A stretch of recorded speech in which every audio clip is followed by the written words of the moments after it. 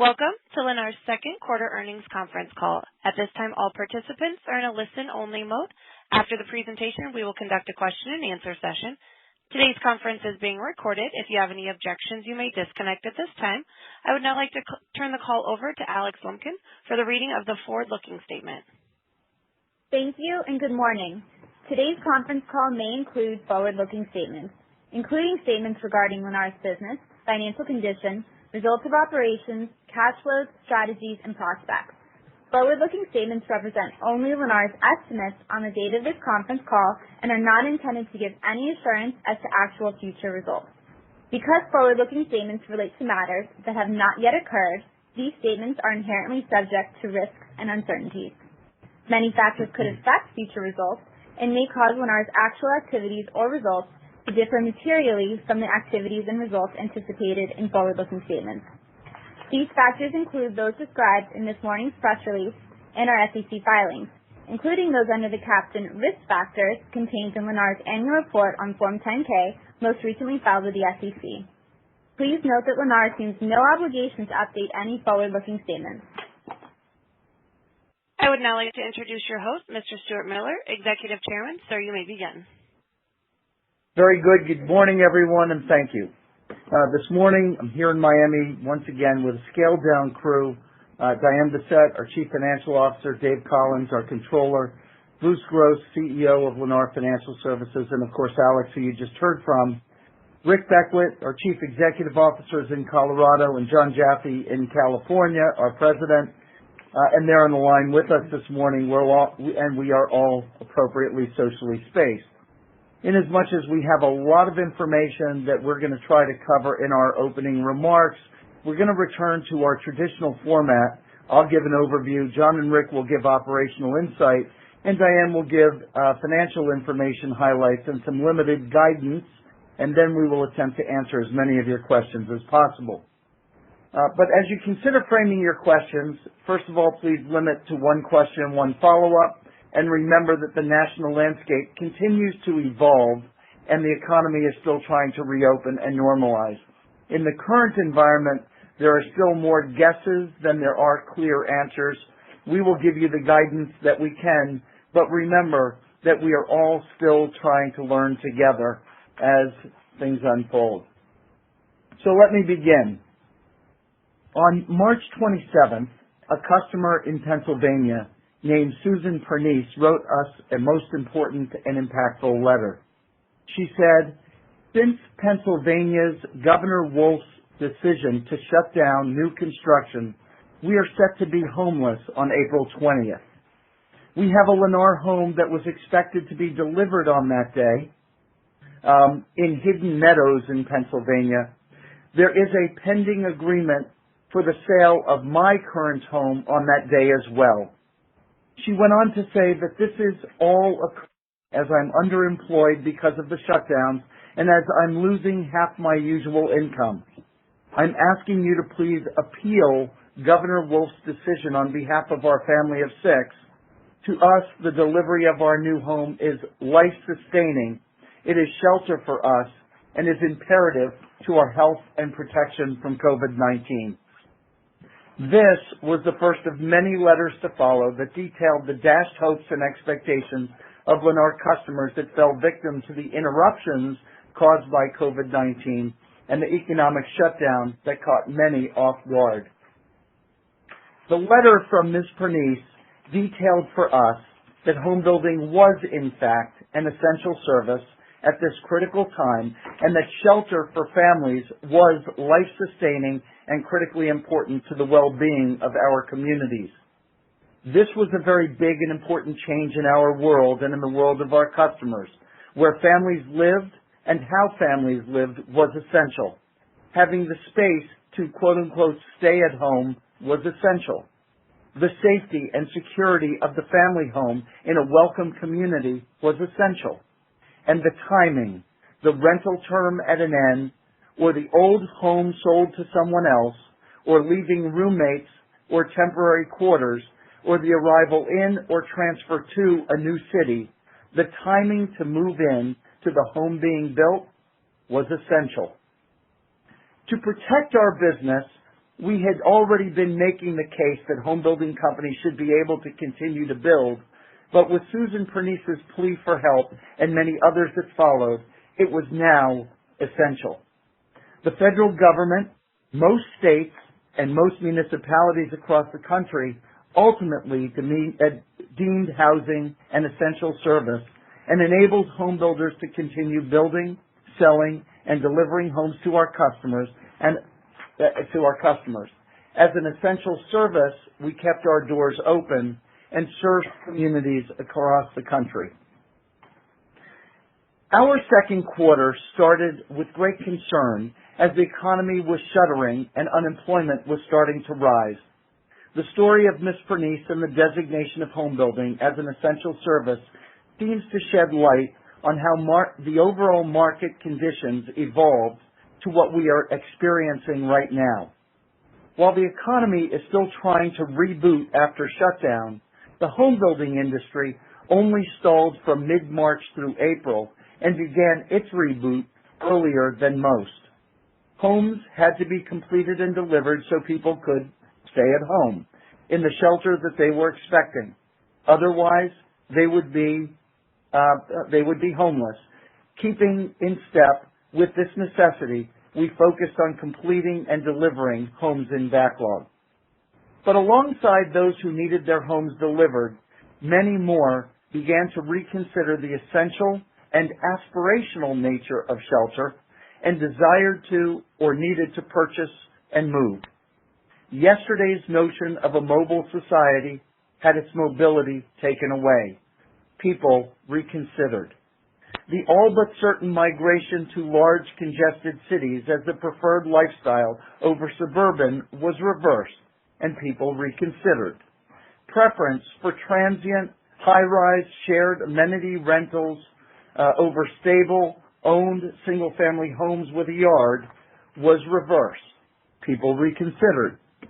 Second homes became a vital refuge, and home offices with soundproofing and separation became the newest amenity.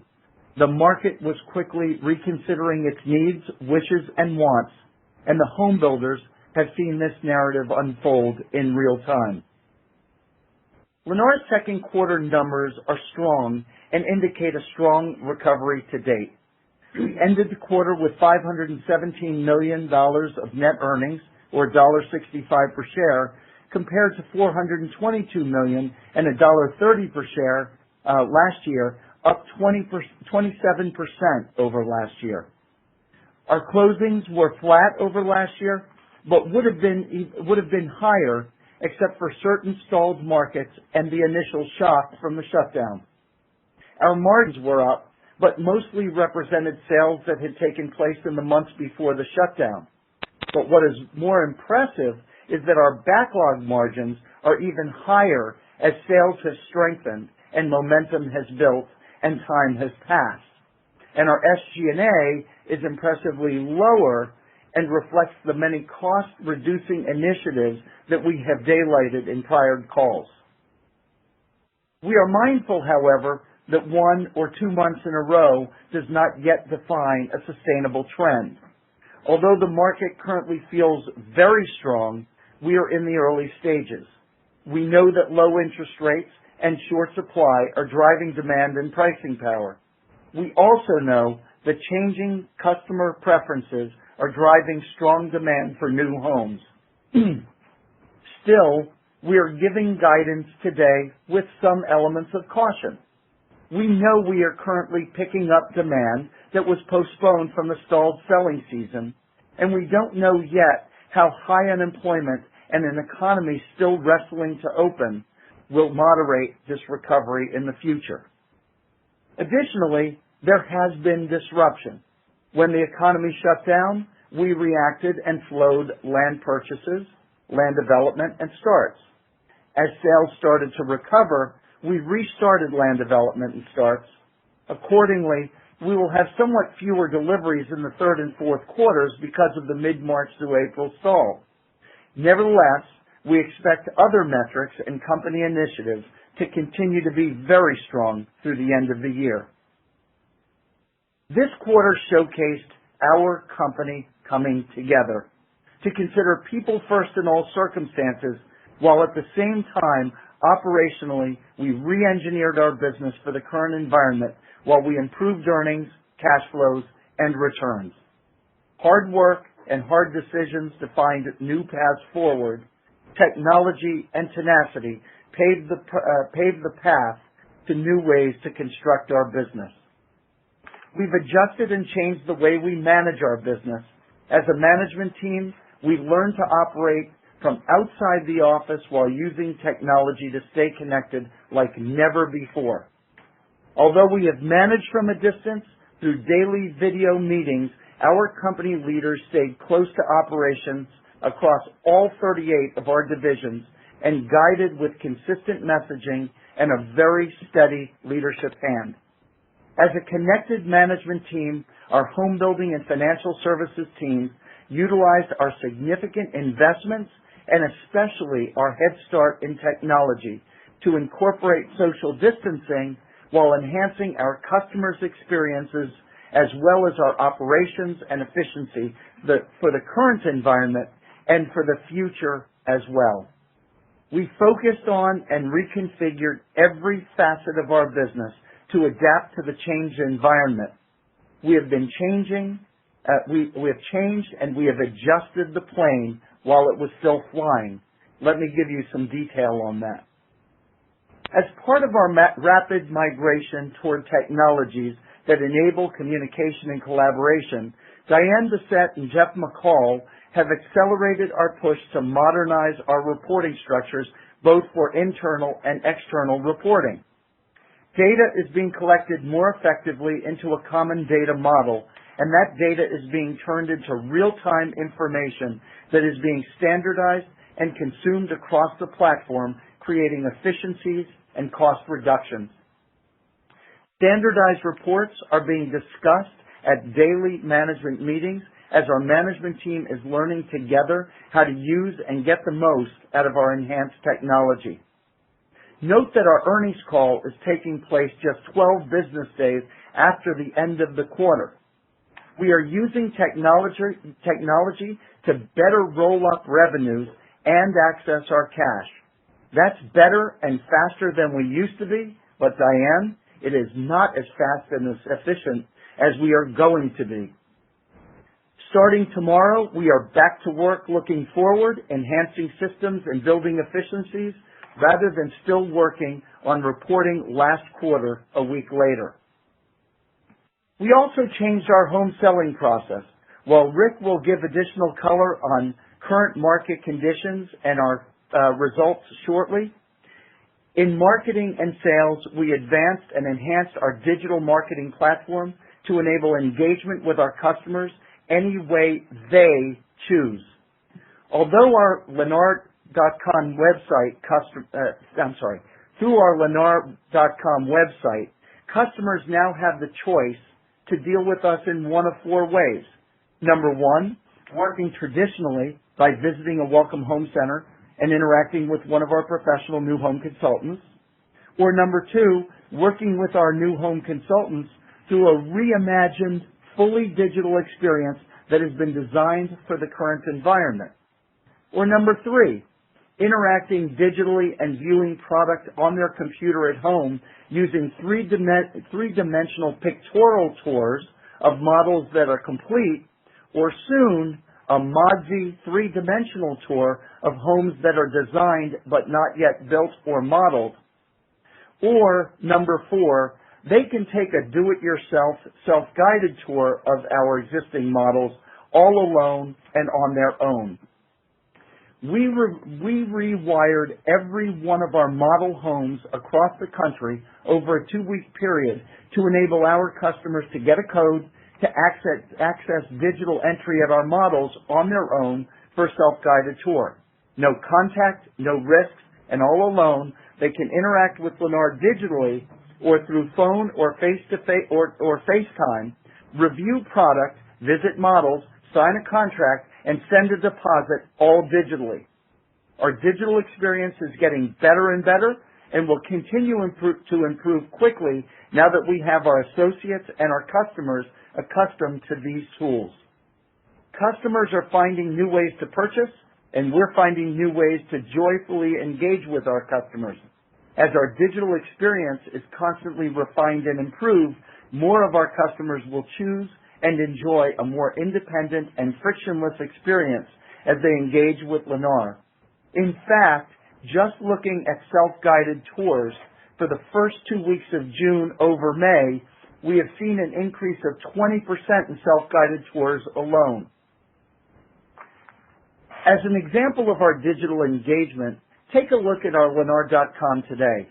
We are seeing more and more that our customers want to find a home with a home office. Not just a repurposed bedroom, but they want an office that's at home but feels separate and quiet. It's apart from the barking dog and the daily activities of the household, but it is at home. We've redesigned our next-gen home product, Home Within a Home concept, that we are now offering as a home office within a home. It's part of the home, but separate. It's attached, but insulated for soundproofing. We don't have a model yet to show, but we have a Modsy three-dimensional design to explore. Modsy is one of our portfolio investment companies that we believe is best of breed in creating three-dimensional renderings that look and feel real when we don't have the real thing to show. We are working with Modsy to improve our ability to demonstrate the dreams that we have not yet been able to build. We can, and we will ramp up our digital abilities and help our customers dream with us as we create the home of their future. Applying for a mortgage and closing a home has never been easier at Lennar also. We have accelerated our digital platform to accommodate customers' desires to close on their new home, but to close without health risk or social contact. Our mortgage application and approval process has never been easier or more digital. With our Blend-enabled application, another portfolio company, and many detailed digital improvements designed in-house in loan officer engagement and loan processing, our customer experience is improving every quarter. The forms are simpler, the information is entered once, and the updates to information are automated. Our customers are happier, our associates are more effective, and our costs are coming down. In title and escrow, we are now closing homes with little or no contact as well. With an increased focus on the health and safety of both our associates and our customers, we have increased the number of digital closings with digital document signing and, where possible, digital notarizations. We are also implementing a virtual new home orientation process so our homebuyers can walk and view their completed home via FaceTime. We can even give keys to the front door digitally with a code for self-access while we leave the sanitized keys in the kitchen. Where we must physically notarize documents, which is still required in some states, we created an express drive-through closing program. All paperwork is signed digitally before arrival, and our customers can finalize closing their home with a notarization from their car in just 15 minutes.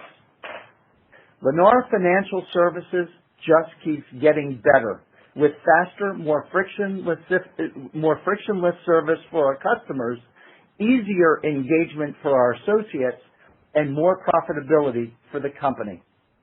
This quarter, LFS contributed $151 million to the company, while $61 million of that related to a deferred profit attributable to deconsolidating the sale of our retail title business over a year ago. Approximately $90 million of the contribution is attributable to efficient operations and market conditions. This is a record quarter for LFS as they continue to lead the way for the company on innovation and enhanced customer experience. We are also building homes differently, and John will give some more color here as well. Construction is finally turning digital as we have turned our sites to using technology to centrally schedule construction at the division level. Over the past month, we've been rolling out a technology-oriented scheduling program to create efficiencies across our production platform. This will enhance an even flow execution, give greater predictability to our trade partners relative to scheduling and logistics, and it will ultimately reduce construction costs as well. The need for effective and efficient communication over the past months has enabled us to advance the education and rewiring of our field operation as we and our trade partners struggle to keep job sites open and jobs filled. Most of our construction sites have continued to be active and fully functional to date, and we have not yet seen a significant impact on our trades or our supply chain. We are very focused on the health and safety of our trades and have established clear protocols with this in mind.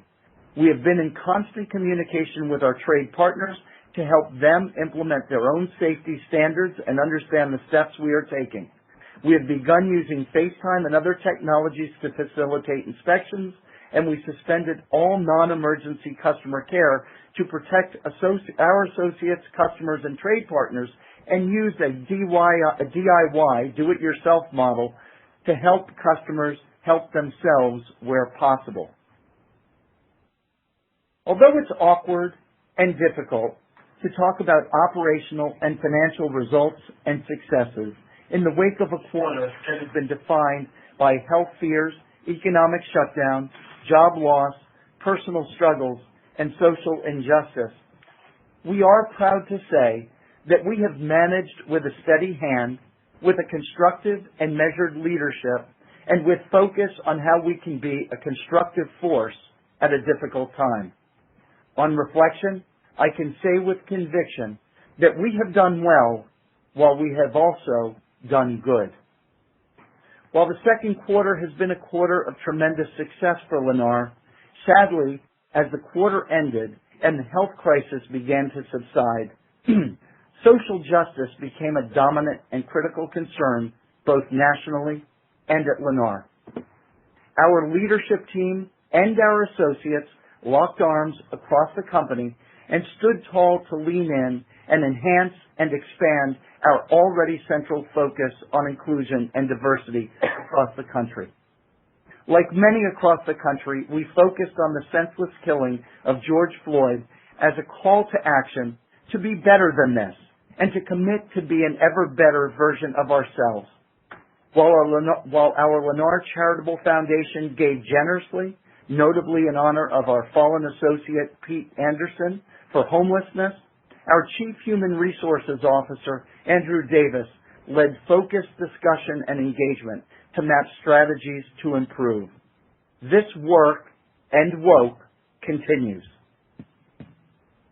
As we look ahead, we remain proud of Lennar's continued and consistent commitment to do well and to good as we lead with a people-first focus. With a strong balance sheet and a strong social and moral commitment, we are confident that we will emerge from today's distress even better and stronger than before. Accordingly, while the somewhat unpredictable environment in our country will evolve over time, we believe that we will be very well positioned through hard work, focused leadership, and innovative technologies to offset future headwinds and drive our business to new heights. Oh, and by the way, remember Susan Pernice, who I mentioned and quoted in the beginning? While Governor Wolf was one of the very few who did not lift restrictions on home building during the stay-at-home order, we were able, with the assistance from the borough or municipality, to complete Ms. Pernice's home. She and her family of 6 moved into their home on April 29th. She and her family were able to delay the closing of their home once we gave them an updated completion date. Today, she and her family are part of the Lennar family, and we're proud that we were able to assist. And with affection and appreciation for the Lennar associates who answered her plea, she sends her regards to them and everyone listening today. We are very proud of the quick actions that we have taken to carefully manage our business through these difficult times. I would like to personally thank all Lennar associates across our platform for their commitment, for their trust, and for their dedication during this very difficult time. I also want to thank our trade partners who have worked collaboratively with us to ensure not only a safe and healthy home, but a quality and affordable home. And finally, I want to thank Ms. Pernice and all of our customers for understanding that we are working hard for them to adjust, to learn, and to evolve so that we can safely deliver the home of their dreams. So with that, let me turn over to Rick. Thanks, Stuart. We entered our second quarter with a strong housing market and solid economic fundamentals. This, combined with low mortgage rates and a limited supply of homes, gave us continued sales momentum and pricing power. However, all of this changed in the second half of March through April as the nation dealt with the impacts of COVID-19. While residential construction was designated an essential service in most of our markets, the severe and immediate shutdown of economic activity across the country began to negatively impact our business. As a result of the pandemic, our sales orders declined significantly in late March and continued at a reduced rate through April. Despite a strong start in March, new orders for the month were down 10% from the prior year. April marked the low point during the second quarter, with orders decreasing 29% from the prior year, and our cancellation rate peaking at 23%. Notwithstanding this slowdown, our team did an excellent job selling homes, be it by appointment, self-guided tours, or virtual tours. We also focused on controlling sales prices and managing backlog expectations, which benefited our gross margins in the second quarter and will benefit our gross margins in the back half of the year. In May, we saw an influx of new home buyers wanting to take advantage of extremely low mortgage rates and move out of apartments in densely populated areas and homes they were sharing with friends and family during the pandemic. We also heard increased conviction from people wanting to buy a new, safe, and clean home versus an existing home. In May, our new orders increased each week sequentially and were up 7% over the prior year. Our cancellation rate in May also dropped to 18% from the 23% high in April. More importantly, our increase in sales was generally achieved while raising prices and reducing incentives throughout the month of May. We rarely comment on sales activity outside of the quarter we are reporting. However, given these fluid market dynamics, I will give you some insight on June. For the first 2 weeks of June, our new orders were up 20% over the same period last year. We believe that part of this increase was the recapture of sales activity lost during this year's spring selling season, and there will be a reversion to typical seasonality as we move through the rest of our fiscal year. Recognizing the risks around high unemployment rates and the current trends towards a recurrence in COVID cases, we have not projected that this level of activity will continue in the next 2 quarters. However, should this pace extend longer, we plan to carefully match sales with measured and consistent price increases to further enhance our gross margins.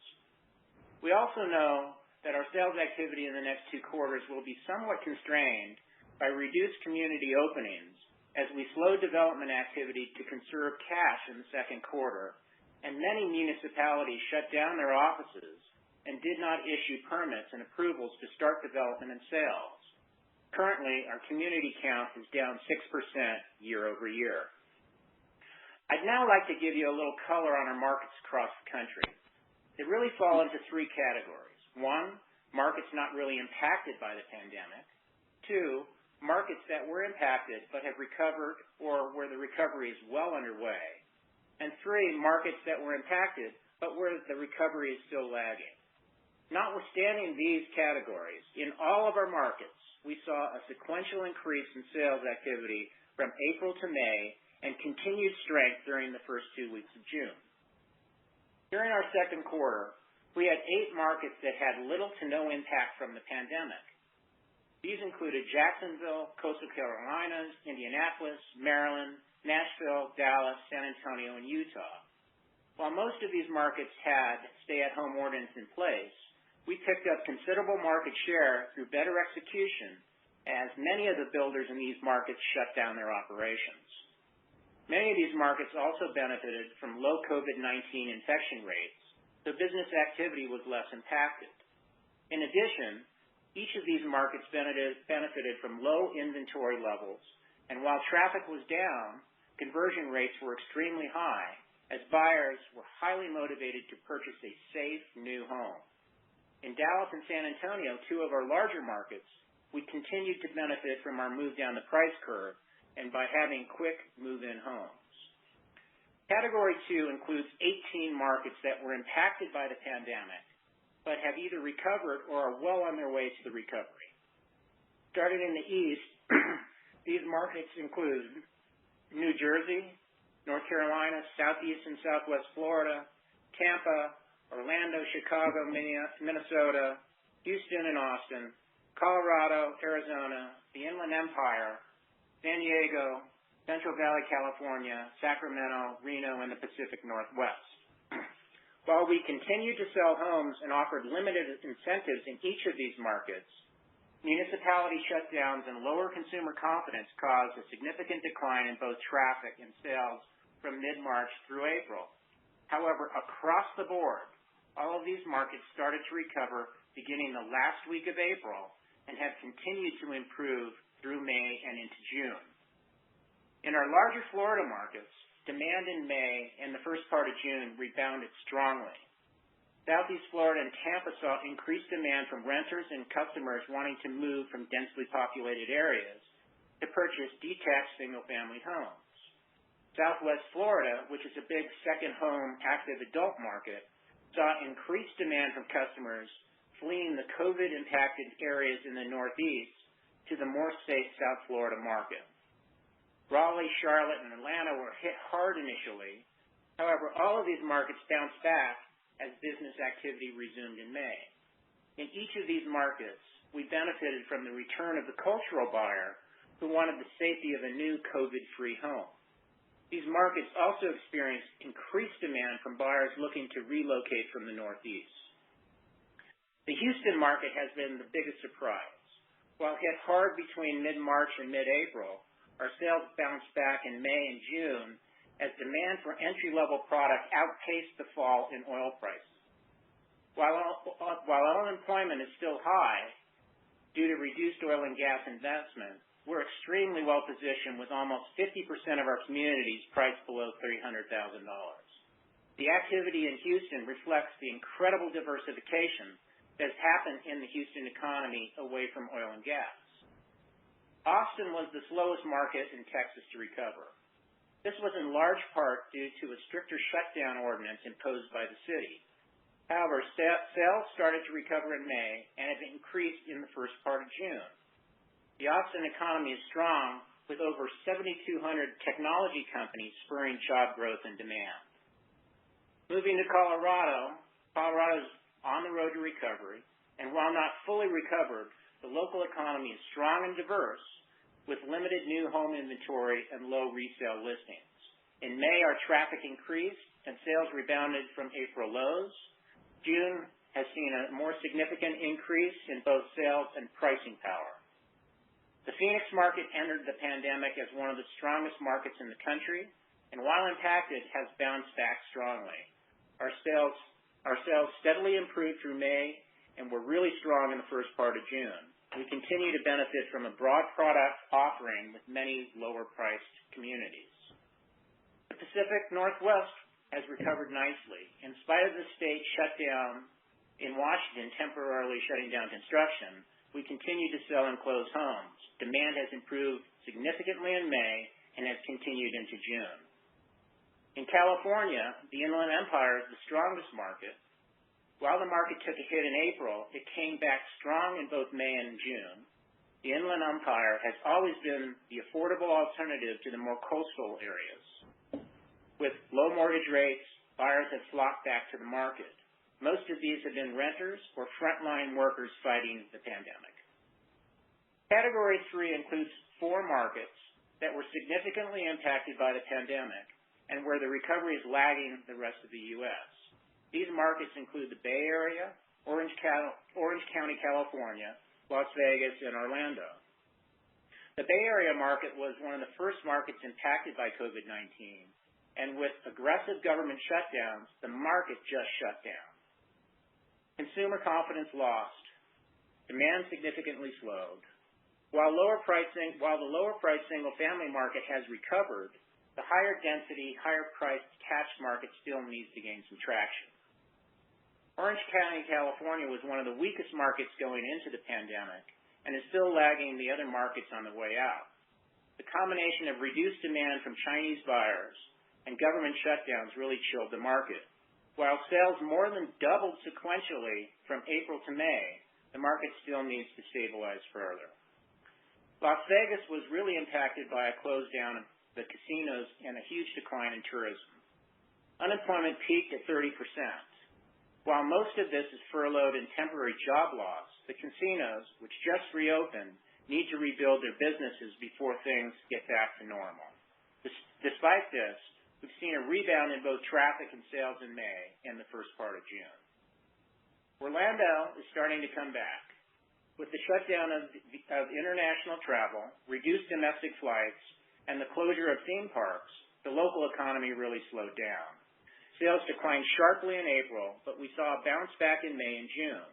With the recent and planned reopening of the theme parks, we're optimistic that this market will pick up in demand very quickly.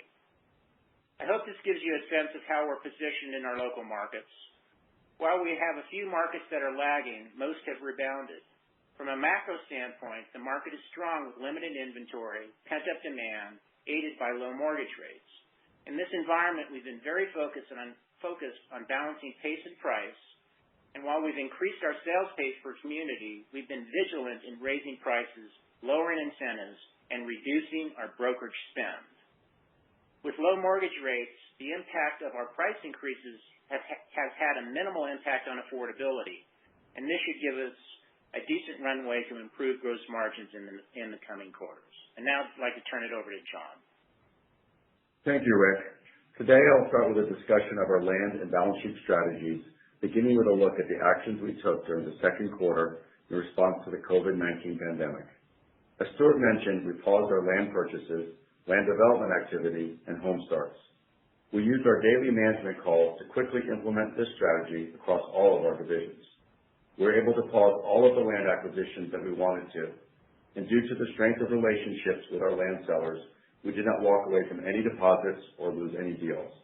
What we did was to pause takedowns for 60 to 90 days in order to give us time to understand the impact of the pandemic and the associated government shutdown. At the same time, we also slowed our land development spend. This was done on a community-by-community basis by determining in real time the market demand for each community and the economic logic associated with stopping and restarting. We also looked at our planned starts, again, evaluating each community's market demand, if the particular home was in backlog, and the mortgage status if it was sold, or if the home was unsold. We paused about 4,100 starts in the quarter, or 27% of what was planned. Given this pause in land spend and fewer starts in our second quarter, the results for our land and cash positions were temporarily altered by the actions we took. We ended the quarter with 3.9 years of land owned compared to 4.5 years in Q2 of 2019, and with an increased percentage of home sites optioned of 32%, up from 25% last year. The combination of slowing our land spend in the quarter, strong closings, and executing on our strategy of building strategic relationships to option home sites resulted in significant cash flow generation, as we ended the quarter with $1.4 billion of cash on the balance sheet and zero borrowed against our revolver. Additionally, we repaid $300 million of senior notes and ended the quarter with a total debt to capitalization of 31.2% versus 38.3% the prior year. Despite the daily intensity it took to manage through the challenges of the pandemic, we still maintained our focus on becoming a land-light company and are on track to be migrating both our supply of land owned down to 3 years from the current 3.9 years and to control 50% of our home sites through options as compared to the current 32% by the end of fiscal 2021. we continue to work on and develop additional strategic relationships that are designed to facilitate our reaching these goals. Just as effectively as we paused, as we saw markets recover, we have recommenced land acquisition, land development, and home starts. We are confident we will have the home sites necessary to start and deliver the homes we are projecting in our guidance. Now I'll turn to our direct construction costs and the value of our Builder of Choice program with our trade partners.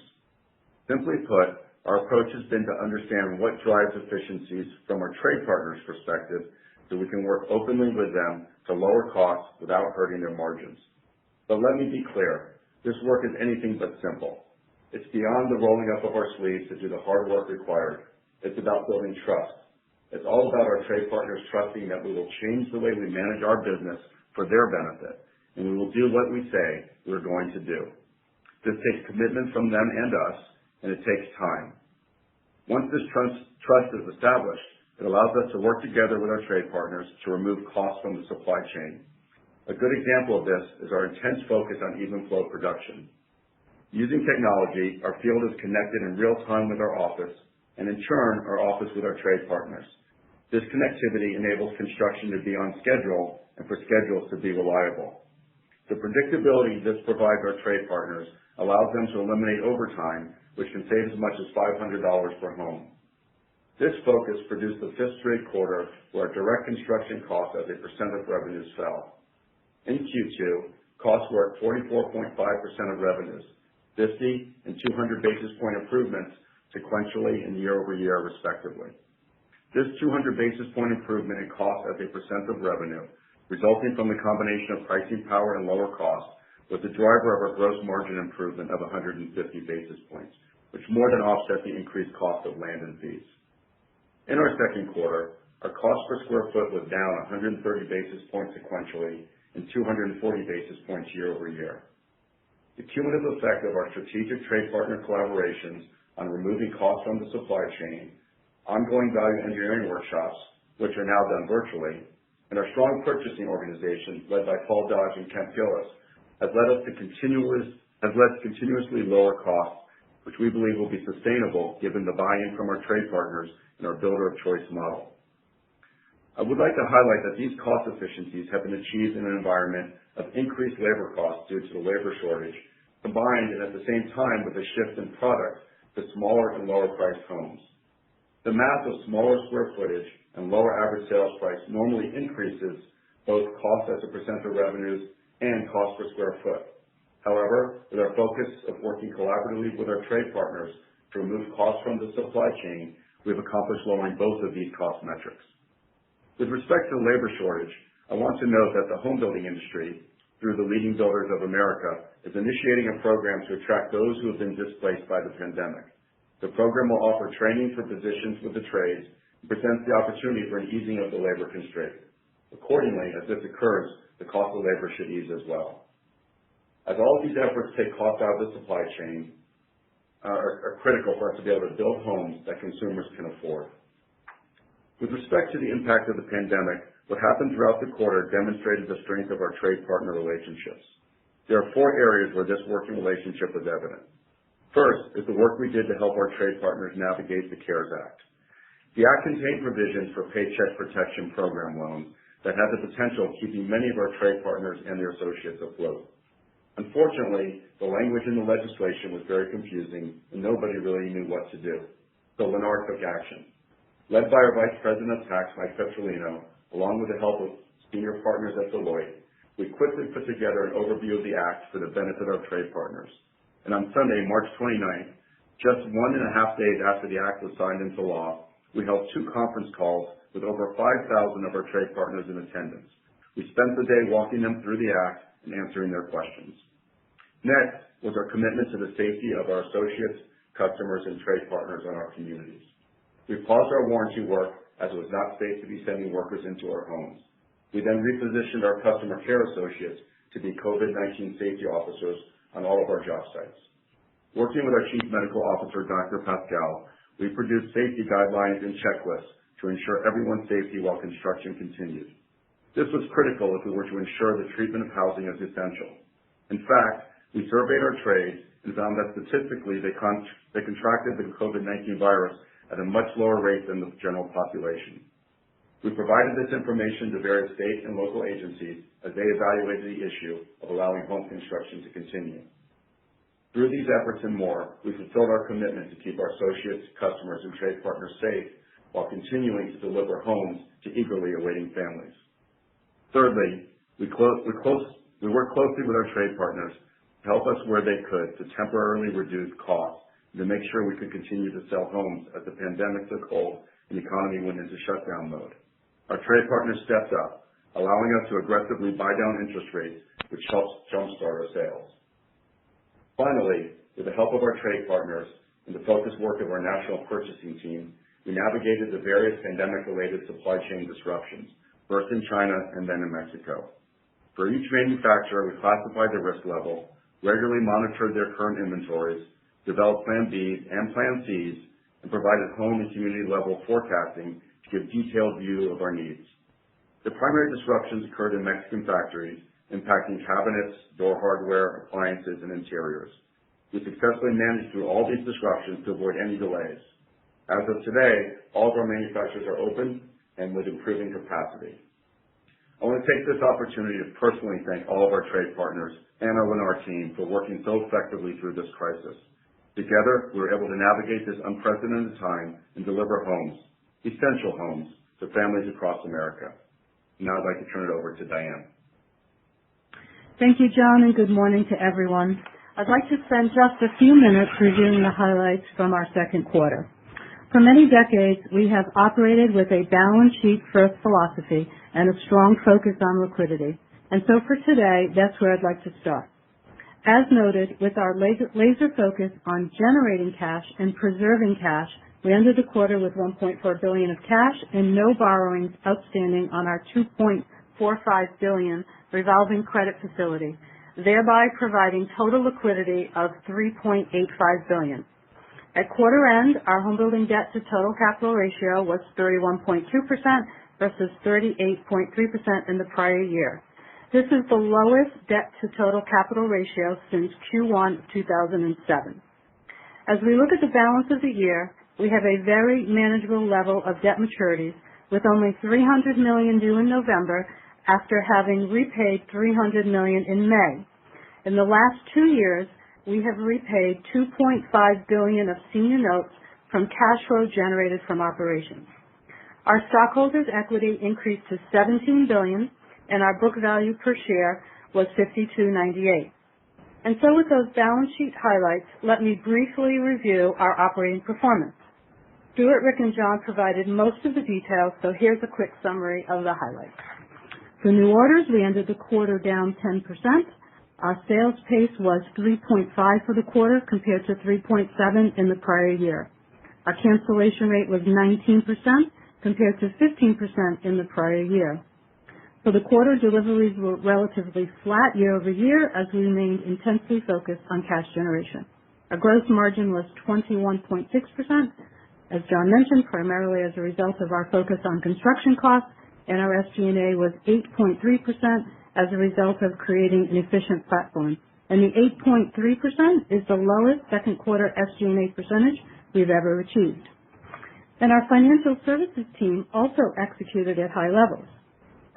Mortgage operating earnings increased to $81 million compared to $43 million in the prior year.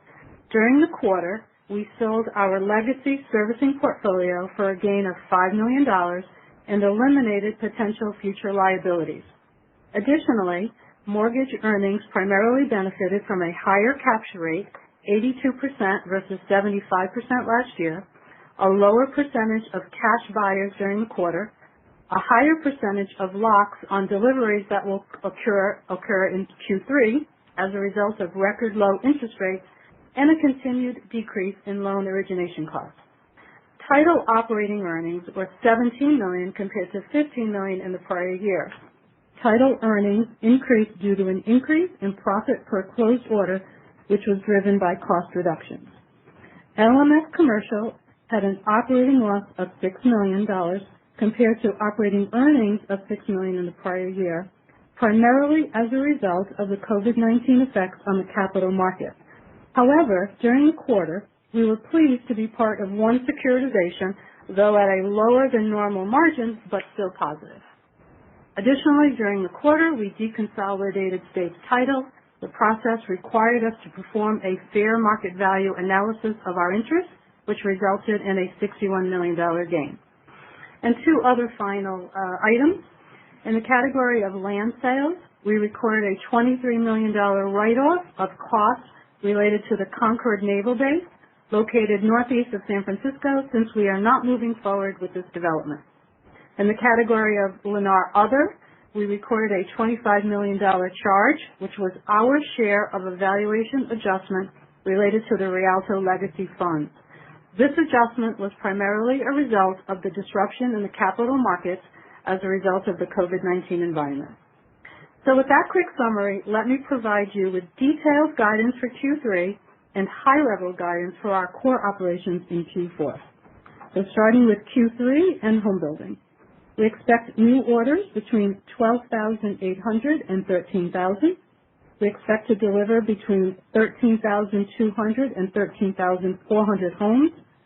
Our average sales price should be in the range of $380,000 to $385,000 as we continue to move down the price curve.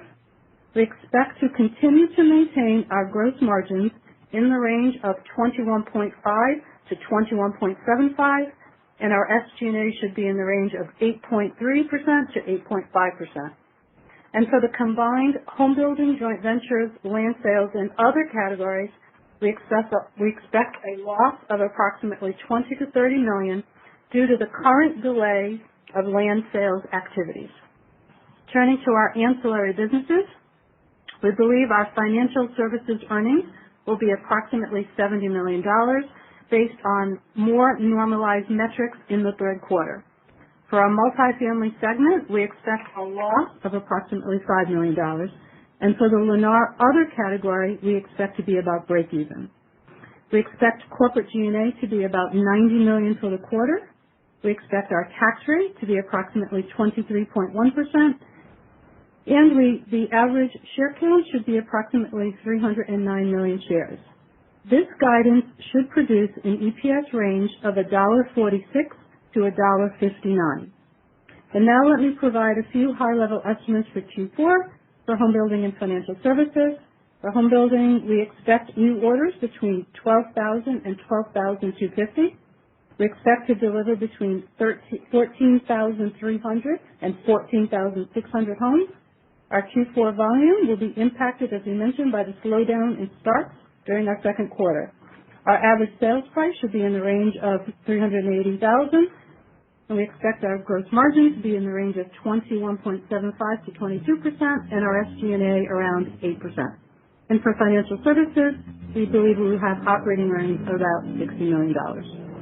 We hope you find this guidance helpful, and with that, let's turn it over to the operator. Thank you. We will now begin the question and answer session of today's conference. We ask that you limit your question to one question and one follow-up question until all the questions have been answered. If you would like to ask a question, please unmute your phone, press star 1, and record your name clearly when prompted. If you would like to withdraw your question, you may press star 2. Our first question is from Stephen Kim from Evercore ISI. Your line is open. Yeah, thanks very much, guys. Strong results, and thanks for all the additional disclosure. And getting everything to us so quickly in particular. My first question relates to the margin. Well, actually, you gave really good, strong margin guidance, but I guess one surprising issue was your orders, looking in 3Q and 4Q to be down year over year. I know you sort of addressed it a little bit and said that you made some comments about second wave concerns. You also talked about lower community counts. And I guess I'm just trying to get a sense for how much of these second wave concerns are baked into your outlook. If these second wave concerns, let's say, were not to materialize, could you actually see order growth remain up double digits like it's running in June? Or do you actually think that the supply constraint issues that you've got and community count shortfall would continue to keep pressure on your order growth and that you would just simply raise price more aggressively in the face of that? So, thanks, Steve. And first of all, let me say I know that we we packed a lot of information into our opening remarks, and so we're going to take Q&A for a little bit longer. But thanks for the question. Rick daylighted that our sales as we came into June are up over 20%. And we're not giving exact numbers because we really don't want to get carried away with it. But the market is strong. And just the discussions with our divisions really across the country is that they're seeing really strong activity. It's hard to tell what portion of that is a push forward or push into the third quarter, the second quarter traditional selling season, and what represents a rethinking of where people live and how they want to live and how sticky that's going to be. So what you're seeing in our guidance is a clear understanding that the market is strong, and yes, it can remain strong as we go forward. There is a supply constraint. Interest rates are low and are likely to stay low for a period of time.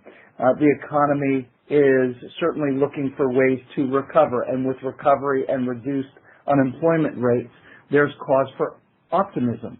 I would think that the housing market and its strength will contribute to job creation, absorbing some of the people who might have lost their jobs more permanently.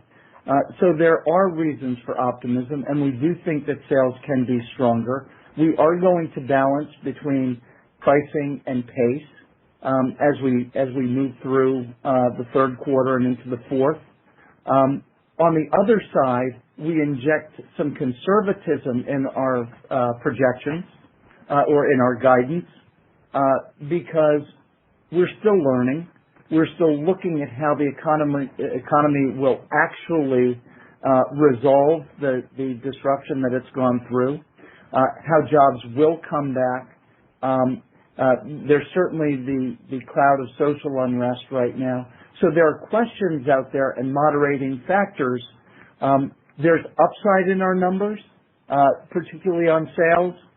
There's also caution, and we're trying to weave that balance and be straight as we look at giving guidance for going forward. And Steve, it's John. Let's remember, as I said, we intentionally pulled back on about 4,100 starts, and we're going to manage carefully not to be selling too far forward into the future. And so we're going to control the sales pace, even though the market might allow us to sell at a faster pace. We're going to make sure that we match to our production pace. Yeah, I mean, particularly when you have a rising price environment, selling too far out in front doesn't make a lot of sense. So, that conservatism is welcome and understood. Second question relates to what some of the things you touched on. There are a lot of societal factors that have been changing more rapidly than I think we've ever seen, and a lot of those are really positive, it seems like, for your business and for, home building in general. The suburban versus urban living preference, so many things, home offices, recreation space, outdoor living, et cetera, et cetera. I'm interested in your perspective about the drivers to these changes and their permanence, or at least their the likelihood that some of these drivers will last long enough for you to make investments that will pay off over a period of years, not months.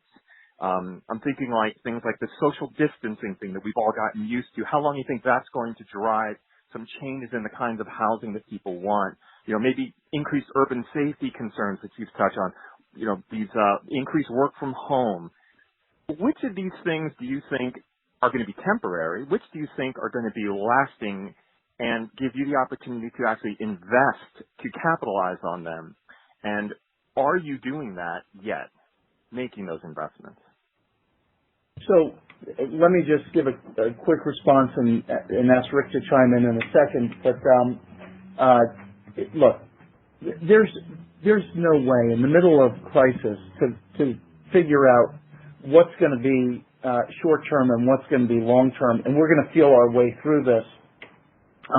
There are certain elements that are clearly going to be with us for a very long period of time, and that is the migration to technologies that we're all learning to use that are enhancing customer experience that I detailed in my portion, but relative to the trends of migrating from cities to suburban, mobility and that having been put on pause, and some of the other questions out there, how long-term they're going to be, we're going to have to wait and see. Some of the elements like work from home and having an office at home, we think that these are going to have some stickiness. So, Rick, why don't you weigh in on that? Yeah, I agree with Stuart. We're going to have to see how things evolve, but we do have some trends that are really positive. Going into this, we had the millennial population that was going through wanting to move to the suburbs, having babies, and things like that. On top of this, we've seen a mass flight from highly populated areas where people just really don't want to be confined in small spaces. So we are really positioned well and have been investing in opportunities and contracting for land to take advantage of this. One of the most interesting dynamics that we're looking at is with the dramatic fall in oil prices, people have the ability, if they need to commute at much more affordable levels. But many times now, since you can work at home, you don't need to drive anywhere. So that really opens up a vast amount of opportunities for us as we look down the road. Yeah. Great. Thanks very much, guys. Okay. Next. Next, we have Ivy Zellman from Zellman Associates. Your line is open. Good morning. I apologize, but I did unfortunately get kicked off the call, so I missed much of the opening comments. But first, I just want to recognize and congratulate all of you for navigating such incredibly challenging times and having such a spectacular financial performance. It really was remarkable. So I'm not just, saying it to say it, but it really is something we should all acknowledge. So first and foremost, it's difficult to ask the questions that I have with not repeating a lot of what you've already commented on, but you guys have a very unique perspective having a multifamily business. And we hear a lot from the publicly traded REITs that they're not seeing flight from the urban core to the suburbs. Their turnover numbers are actually only up marginally, but still at extremely depressed levels. So it's very difficult to triangulate a lot of what we're hearing about with people wanting, in your quote in the press release about people leaving, the urban dense areas for space, safety, all the things that we've talked about, and taking advantage of record low mortgage rates and wanting to be in a home where they have the ability to have all of those factors today that are socially important for living and safety for their families, technology. So maybe you can give us some data around some of the things that you've noted. I promise I'll stop talking in a minute. But when you hear builders, we ask them, where is all this demand coming from? It's crazy strong. It's everything against what we would have expected in a massive unemployment environment we're in. And their answer is, well, really nothing's changed. It's the same reasons people have been buying. It's just, accelerating. But there's no question more renters are converting to homeowners. So maybe try to triangulate a little bit for us what you're seeing from maybe entry level versus move up. Are people leaving New York City and buying move up homes? Are you seeing maybe some delineation between product categories? You mentioned entry level being really strong. I'll stop because I can keep going, and I'm sure I'm confusing you with too much at once. So let's just start there. I know that we set the stage with long-winded introductions, and you certainly carried it forward. So your next question is going to have to be shorter. But so let me say that there is no story. There are many stories, and many of the stories are playing out. Just to give you some data, I was talking this morning to our Southeast Florida division, Carlos Gonzalez, and Carlos enthusiastically said that 31% of his sales most recently have come from the city of Miami to the suburban areas of Miami, migrating to the suburban areas. So we're hearing that kind of empirical data that is just starting to percolate up, where we're starting to see that some of these stories are really playing out. The migration from rental communities to single-family homes, or even single-family for rent. These are all stories that are just starting to play out. We don't have enough data around it. We will over time. But with that said, we don't know the permanence, how long lasting it's going to be, and we want to moderate with that. But there are a myriad of stories, and maybe John and Rick will chime in and share some of their thoughts. Or maybe just to clarify. I think we're seeing more people move out of apartments into new homes versus existing homes. So I think it makes sense to me that on the multifamily side, you're not seeing a rapid spike in perhaps in their turnover, but it doesn't take many basis points of market shift from existing to new to really impact the demand for us. And I think we're definitely seeing that because in all our divisions, as Stuart noted with Southeast Florida, we're seeing a pickup in sales of people coming directly out of apartments. And Ivy, one other point, and you've seen it in how you're tracking the better run and higher Class A REITs, is in our multifamily business, our occupancy really hasn't changed much. We have people paying rent and really didn't have a big dip in any of that. And what we've seen as we've really drilled down is it's coming from the non-Class A, lower quality apartments where people don't want to live there anymore. In the higher Class A that have good amenities, there's people that want to live there. But we're seeing a mass exodus from the lower quality, non-amenitized apartments across the U.S. And from the perspective of affordability, as builders are right now taking advantage of the strength, they're raising prices, and mortgage rates have obviously ticked considerably lower compared to last year. But is there a level that concerns you that favorable affordability for those Class B tenants that might be driving this exodus, what does it do to rents, and what is it going to do to demand if home builders keep pushing price? And thank you, guys. I'm done. I think we're just going to have to monitor how things change in the economy. We're seeing a lot of dual income folks coming to our communities. We're with mortgage rates as low as they are, small price changes, even incremental within a couple of months, really don't move the needle that much. So it's an interesting phenomenon right now. Yeah, I think an additional point is we're going to have to see how employment starts to shake out when we think about long term how the market is actually going to be receptive to the way to the migrations that are out there. It seems and it feels that employment's going to snap back to some extent. It's not going to be back at 3.5%. There are going to be some disruptions out there, but at the same time, there are a number of people who are finding that they have affordability. And remember, one of the most difficult things to accumulate is a down payment. And with people having stayed at home for so long, not having restaurants and movie theaters and other activities open, the ability to save has actually increased the amount of deposit money available to customers. So all of these things are working together. We'll see how they play out over time. It's part of the reason that we've conservatized some of our numbers, because we recognize that we're going to have to wait and see on some of these items. So next question. Next we have Truman Patterson from Wells Fargo. Your line is open. Hi, good morning, everyone, and thank you for all of the detail. Really appreciate it. Let me also throw on great results. So following up on Ivy's question, one of the big questions in the market clearly is how sustainable the demand is, and whether this rebound is being driven by, that pent-up demand potentially, which could trail off. So a couple questions that I'm hoping you can give us a little bit of color on. One, what portion of your sales today are being driven by, we'll call it pre-COVID traffic, from the first half of March and before?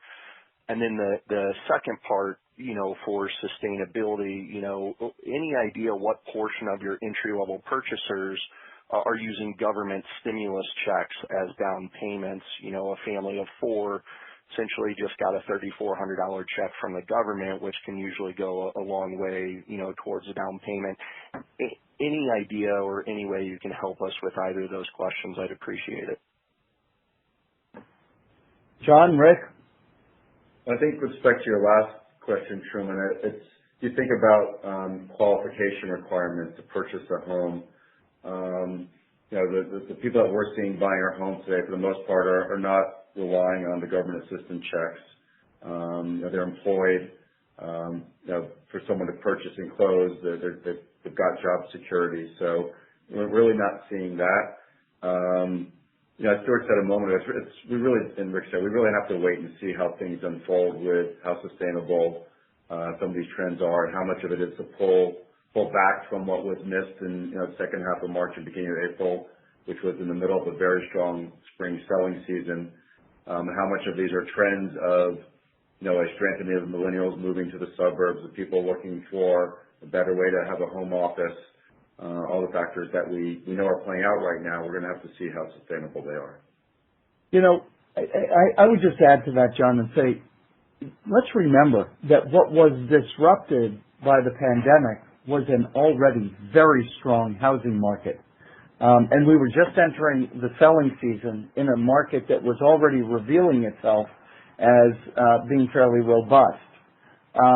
When we announced our first quarter earnings, while it took a back seat to the discussion about what was happening to the broader economy, our earnings picture was very strong. Our sales were very strong. And so it makes sense that with a basically 2 to 3 month hiatus or slowdown in the middle, that the traffic that was already embedded is somewhat coming forward, but that it's added to by the number of narratives that are playing out at the same time. Deciphering which is which is a little bit complicated. And the other thing I want to highlight and remind people is we have talked for the past years about a production deficit. We have been underproducing homes, dwellings, from multifamily, rental, all the way through to single-family suburban. Across the board, the country has been underproducing homes for a very long time, for certainly the past 10 years. And that underproduction means we have short supply against strong demand, pent-up demand, stalled demand, and this is likely to be with us for some period of time. We do not have an overstated inventory to absorb that demand, so we're likely to see an undersupply meeting with a strong demand for some period of time. Okay. Thank you for that. If I could just parse the data a little bit further, really kind of micro near-term trends. What was the back half of May's year-over-year growth rate? And, with June trending up over 20%, year-over-year, could you maybe discuss the gross order improvement? Is this, to an extent being driven by a massive decline in the cancellation rate? So the cancellation rate really has come down, as I highlighted. And we also pointed out that through the month of May, each week got, picked up in activity. So the last week of May was stronger than the first week of May. And then really going back over the last 6 weeks, in each of those weeks, we sold north of 1,000 homes, increasing during that time period. So we did see the market solidify. That continued into June. And, the market's got a good solid footing right now. Okay. Is there any way to parse out the back half of May's growth rate and that can rate versus how June's can rate is trending? We really haven't talked about June can rate, but that has come down. And I just want to be very careful to not give too many micro statistics associated with the business. The trend line was consistent throughout the month, increasing week to week and continuing into June. Okay. Thank you all.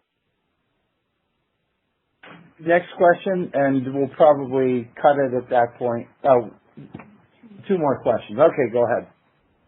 Thank you. Our next question is from Michael Rehaut from J.P. Morgan. Your line is open.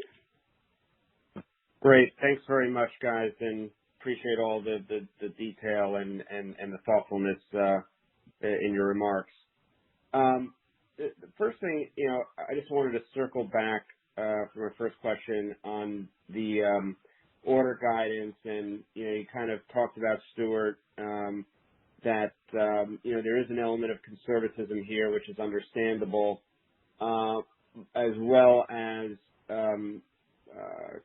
not concerns, but a trajectory around community count being impacted by some of the land spend and other constraints out there. I'm hoping to get a sense for what you're thinking about in particular with regards to community count, trying to decouple those drivers and get a sense for how you're thinking of the community count trajectory. It ended the quarter at 1245, where that could be by year end, and from that, is there kind of a margin of error that you're injecting from a conservative standpoint? Are you kind of taking a 10% haircut, let's say, if there's any type of quantification of what that conservatism might be? Well, before I let Rick answer that question, let me just say that community count, we have all learned together, is one of the most difficult numbers to project. It moves around a lot, and in the context of the environment that we've been working in, with municipality offices shutting down, being less available, getting fewer permits out of them for land development, it becomes even more difficult. So I'll let Rick take it from there. So I'll take the question that we really don't know the great answer to, which is we expect our community count to dip slightly in Q3, stabilize in Q4, and we're optimistic as we enter 2021 through the balance of 2021 that we'll see probably a 5% increase in community count in 2021. Just really can't underestimate the difficulty it has been getting communities out of the ground as towns and municipalities reopen up and do permitting. Okay. I appreciate that. And I assume you mean, when you say dip slightly, you mean from 2Q levels.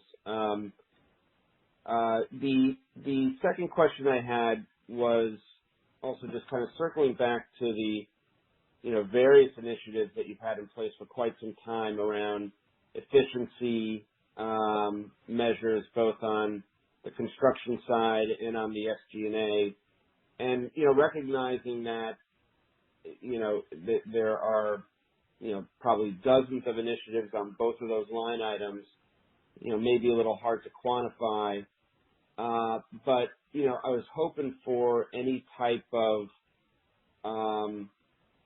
thought around what this means over the next couple of years from a margin benefit standpoint, both on the growth side with the various construction initiatives that you've done, as well as the SG&A cost reducing efforts.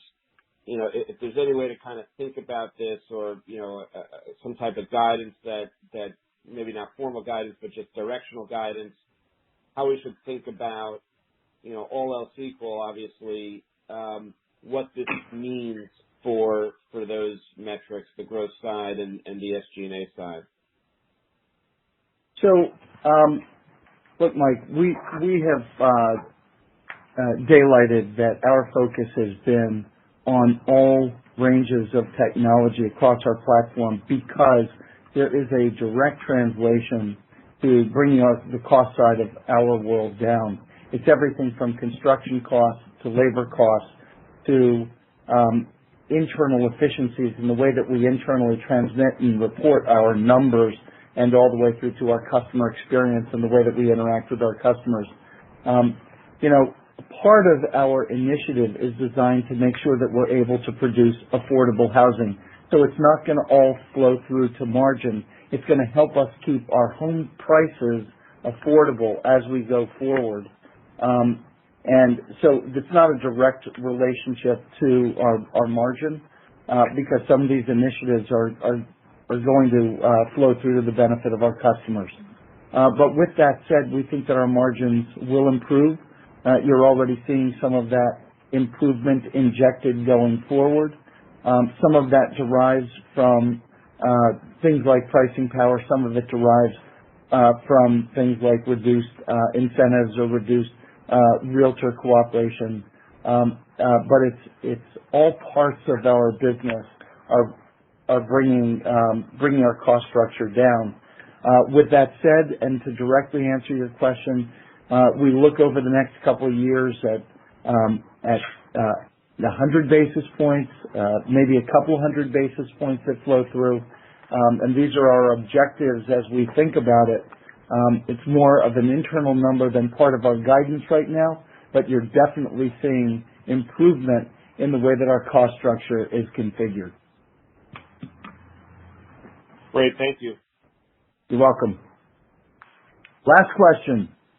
Thank you. And our last question is from Mike Dahl from RBC Capital Markets. Your line is open. Hi, thanks for squeezing me in. Stuart, actually just a couple follow-ups on some of the internal initiatives. I guess specifically first on the virtual sales shift, and in addition to an enhanced customer experience, it sounds like some nice financial benefits, but within those comments around the margin, can you help us understand, what percentage or any metrics around what portion of your sales force has effectively shifted to more of the virtual new home coordinators versus in community salespeople? The shift today has been fairly mild. People are still learning to properly use and engage the digital technologies, and that learning curve takes some time to implement and to perfect. But as we perfect it, we're going to see a greater number of both our customers enjoying the digital engagement and the autonomy, as well as our new home consultants and what we call our internet new home consultants, our ISCs, really being able to work with those tools and be far more effective and efficient. This is a migration that's going to take place over the next quarters and years, and I think we'll be better equipped to answer as we develop additional experience. But I will say that the way I think about this is we've had probably a year or two of change management get incorporated over just the past 3 months as we've re-educated or educated our new home consultants and our customer base that these tools exist and they're quite beneficial to a better experience. And I'll just add that I agree with Stuart, but really 100% of our new home consultants and internet sales consultants are using our virtual tools today. It's really a question of them becoming experts at it and really comfortable with it. We've launched a series of training programs that we take our associates through of how to sell virtually, and it's rapidly accelerating, but it is change management, and it will continue to improve. Okay, thanks for that. And then follow-up for me is then another internal initiative question just around build cycles. You talked about some of the centralized scheduling, and I was wondering if you could just quantify. Clearly, there's some moving pieces with some of the shutdowns, but maybe at the trough of the issues in March or April, how much had your build cycle widened out or lengthened, and then do you have any sort of metric you're tracking against with some of these initiatives and in terms of how many days you think you can shave off the build cycle by some of these with some of these efficiency and digital tools? What we are seeing is a steady decline as we look year over year and sequentially. The quarter is a decline in our build cycle time. And so we've seen, as an example, this quarter compared to a year ago, about a 15-day decline in our cycle time. So all elements of efficiency from the coordination with our trades, even flow, focus, the benefits of everything that's included in today's world. I think just our total Builder Choice program has attracted trades to us, making sure that we have the trade power that we need on the jobs as we need them. And we're there to facilitate things flowing more smoothly for them. So I think that's another trend that I expect to see continue for us, is a continued contraction of that. Rick, you want to weigh in on that? Going down. Going down. Okay. Right, thank you. Listen, I think with that succinct answer, we'll end it there. I want to thank everybody for joining us and for enduring some rather long and windy opening remarks. I know it starts with me, but we felt that we wanted to share more information at what can be a confusing time, and look forward to reporting in a more condensed way our third quarters a few months from now. Thank you for joining. Thank you all for participating in today's conference. You may disconnect your line and enjoy the rest of your day.